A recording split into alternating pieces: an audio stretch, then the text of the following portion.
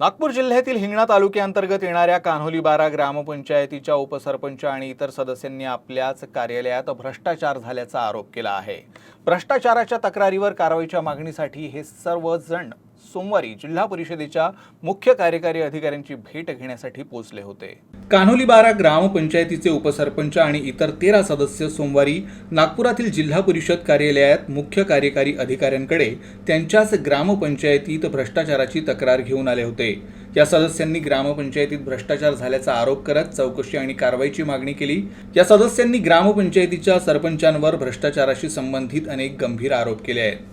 Sir CO साहेबाकडे आम्ही याकरता तक्रार करण्याकरता आलो होतो की ग्रामपंचायतमध्ये आमच्या ग्रामपंचायतमध्ये झालेला सामान्य निधीतील भ्रष्टाचार म्हणजे अपहार झालेला आहे तो त्या निधीमध्ये आमच्या इथे ग्रामपंचायतमध्ये एक नमुना 8 आणि नमुना 9 बनवला जातो। तो वर्षातून एकदाच बनवला जातो।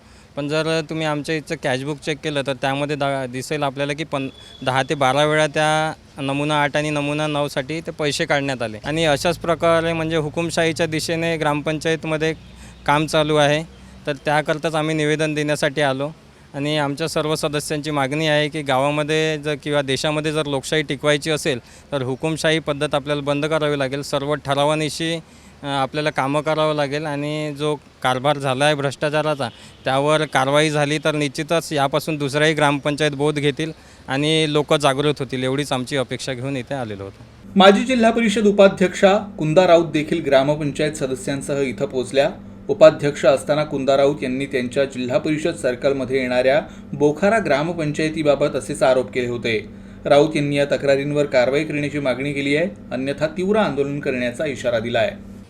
बोखाऱ्याचा विषय हा विधानसभेमध्ये उचलतात, पण त्यांच्याच आणखी तालुक्यामध्ये असे बऱ्याचशे त्यांचेच सरपंच राहूनसुद्धा असा भ्रष्टाचार करते, त्यांचं दुर्लक्ष असते आणि जेव्हा आम्ही लोक हा विषय उचलतो तर आमचा आवाज दाबण्यासाठी ते विधानसभेमध्ये खोटे नाटे आरोप आमच्यावर लावत असतात। हे भ्रष्टाचाराचे एलिगेशन मी नाही लावले, हे लोक सतत 6 महिन्यापासून फिरून राहिले, यांना न्याय मिळाला नाही। तर आज माझ्याकडे आले आणि मी स्वतः जिल्हा परिषदला सीओ साहेबाकडे घेऊन आलेली आहे। हे सगळे महिलासुद्धा आहे, ग्रामपंचायत सदस्य, उपसरपंच आहे आणि हे सगळे लोक सदस्य लोक आहे।